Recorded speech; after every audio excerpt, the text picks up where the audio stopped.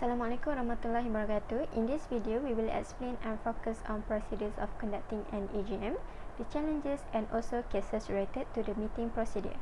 So, in supporting our facts and details, we had an interview with Mr. Ahmad Faisal, the company secretary of PUNB. In the section 340 subsection 1 of the Company Act 2016, every public company shall hold an AGM in every calendar year. The purpose of this meeting is to review the company's progress and prospect, as well as to elect office bearers for the coming year. The AGM should be held within 6 months of the company's financial year end and not more than 15 months after the last preceding AGM. This is stated in the section 340 subsection 2 of the Company Act 2016. During current situation, the pandemic COVID-19, the AGM need to be conducted in virtual. Section 327 of Company Act 2016 allows the use of technology for the conduct of general meetings unless the listed issuers constitution requires the general meeting to be organized at a physical venue. They should ensure that the technology used enables members to exercise their right to speak and vote at the meeting. The main venue of the meeting is in Malaysia, and chairperson of the meeting shall be present at the main venue of the meeting. The first procedure that needs to be done before the day of AGM is preparing the reports, where it must be done at least 3 months before the day of AGM. For nomination of directors, they need to discuss about the matters that related to appointment, reappointment, and nomination of the board. Dividend policy and basis of recommended dividend are needed to maintain a balance between ordinary cash reward to shareholders and the company's desire in developing and long-term viability. During board meeting, there are sub-requirement resolution that are required to convene and facilitate an AGM, which are called the AGM, approving the director's report and financial statements, approve the notice of the AGM, approve special businesses to be discussed at the AGM, approve the statements that set out in the annual report, and any other documents or materials to be distributed to shareholders for the AGM. To call the AGM, there are some things that need to be prepared, which are subsidiary location, right to vote, and notice of the meeting. For notice of the AGM, it need to be noticed at least 21 days via advertisement. In AGM, the board should determine first whether the resolution is an ordinary or special resolution. And the last one, the appointed proxy shall have the same right to speak in meetings with the appointed shareholders as stated in paragraph 7.21a of the listing requirement. Next is the procedure during the AGM. During AGM, we need to follow the seating configuration and follow the dress code and other entry policies and make a registration. During the AGM, if the chairman absent, the shareholders shall elect one of them to preside over the meeting. They need to determine the number of quorum that must be present to be a valid AGM. To start the meeting, the rules of the meeting and other administrative need to be explained to the shareholders.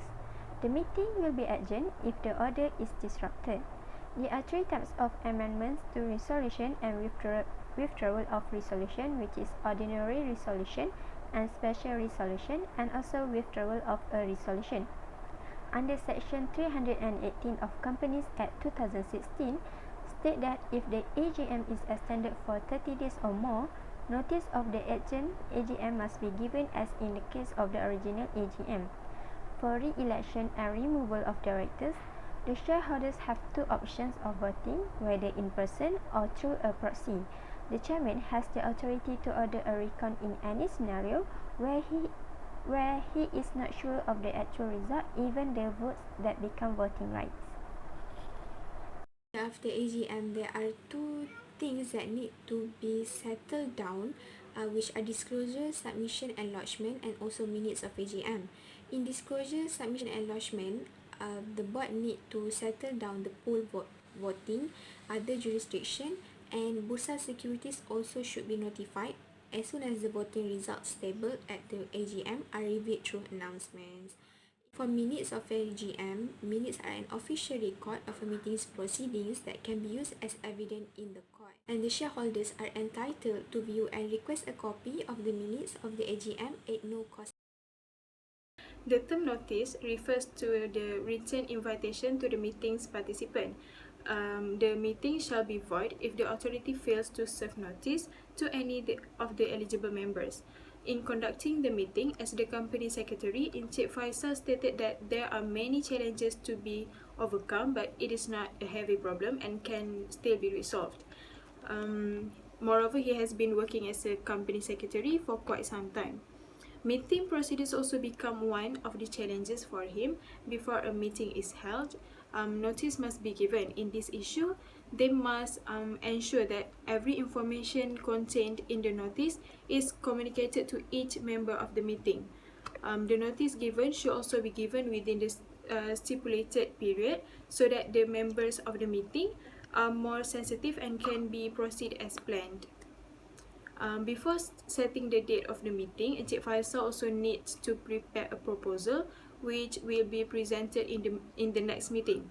Encik Faisal and all his team will collect all the proposals and suggestions given by any party who wishes to raise any issue in the meeting. So they have to collect all the proposals and give it to the directors to be approved. Challenge occurs when there are some proposals given by their registrars or called as their entrepreneurs under their company are not acceptable.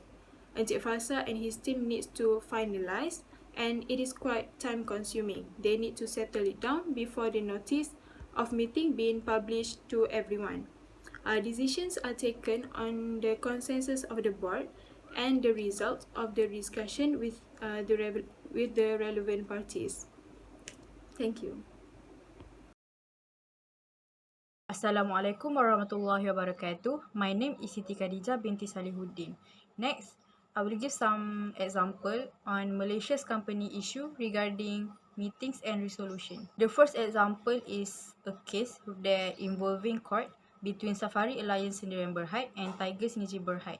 The facts is Tiger Synergy Berhad, the defendant, convened a competing general meeting once Safari Alliance Sdn Bhd, the plaintiff, had already properly convened a general meeting under Section 300B of Companies Act 2016. The issue is whether the defendant may convene a competing general meeting once the plaintiff had already properly convened a general meeting.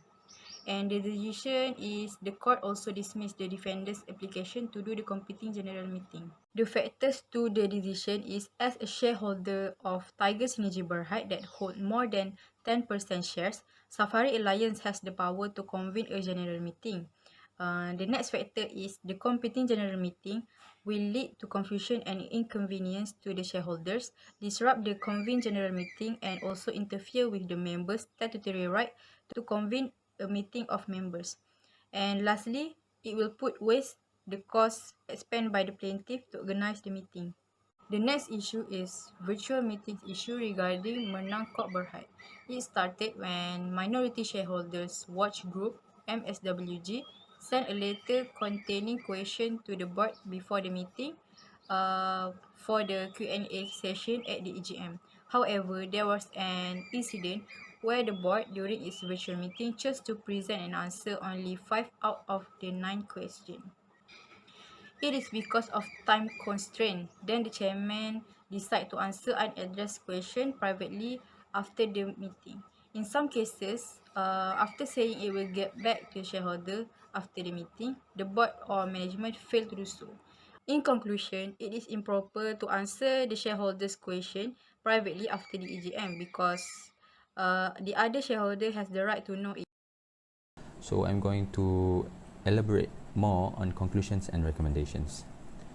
It is undeniably agreed that this COVID-19 pandemic affects almost 90% of the world nations, and from the corporate perspective, many companies were affected too, and all the companies are needed to regain and reconstruct their strategy to rise and solve their problems or issue in the company. So, as for that reason, it is important for the companies to organize meetings with the board and the members and also the staff of the company. While interviewing Mr. Faisal, he stated that his company managed to attend an organized meeting with the board of the company. they use a medium which they could circulate their notice of meeting in order to reach out the board and the members of the company. Although Mr. Faisal's company shown a positive impact in organizing meeting, it is feared that some of the companies in Malaysia could not attend or even organize the meeting. So it is recommended for companies to begin making long-term plans from now so that they could manage to solve their problems in the future. They also should evaluate what is significant and what is not important or significant for their company to be solved. And lastly, they need to determine the key attendees for their meeting in order to achieve greater solution and suitable option for their company to follow. I think these three recommendations are really helpful for the companies to organize their meeting during this COVID-19 pandemic. Nonetheless, it is agreed that all companies should organize their meeting in order to reform their strategy after being hit by the pandemic COVID-19. I think that's all from me. Thank you.